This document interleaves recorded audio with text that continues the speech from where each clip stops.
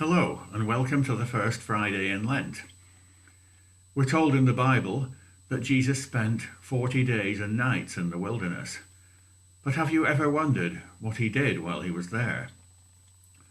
We know that the devil tempted him, but that was at the end of Jesus' time there, when he was understandably famished. What was happening in the meantime?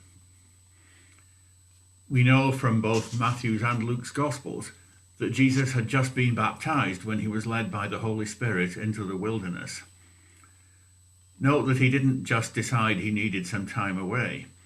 He was called to go and take a fairly extended time to pray, to discipline himself by going without food, to discern what his Father's will was, and to commit to doing it. The general belief in the Episcopal Church is that Jesus was both fully human and fully divine. He was and is God, just as much as the Father and the Holy Spirit are. He was also a man when he lived on earth, and he had the same physical needs that we all do. He got hungry and tired. He didn't know everything, including the day of his return, which only God the Father knows. We shouldn't think of Jesus as a kind of superhero so that everything was easy for him. Fasting was just as hard for him as it would be for us, and so was the task of accomplishing his ministry. Jesus needed to take time to be with God the Father just as much as we do. We see several examples in the Gospels of him withdrawing to a lonely place to pray. I think it's fair to assume that he spent time every day in prayer, and he needed that time to give him the strength and courage to face the challenges that day would bring, just as we all do. In appreciating Jesus' humanity, we mustn't lose sight of the fact that Jesus was also the Son of God, the second person of the Trinity.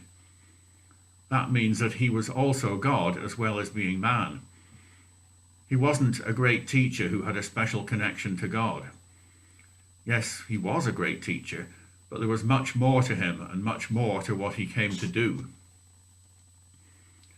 The Bible tells us very little about Jesus' early life, but I think it likely that he didn't have a full awareness of what he was called to do until just before he began his ministry. In fact, I think he gained that awareness during his time in the wilderness. He had an extended period of time alone with God the Father, away from the distractions of other people, and even from looking after the basic necessity for food. He must have come to know that the crucifixion awaited him, with the terrible bodily and spiritual suffering that would accompany it.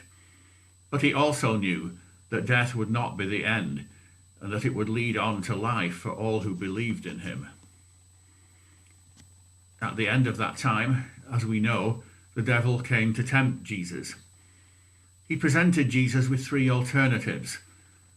The first was to satisfy his hunger, which might not seem a bad thing, but he was invited to perform a miracle by turning stones into bread. Jesus knew that miracles are not to be used for one's own benefit, but only in the service of God and others.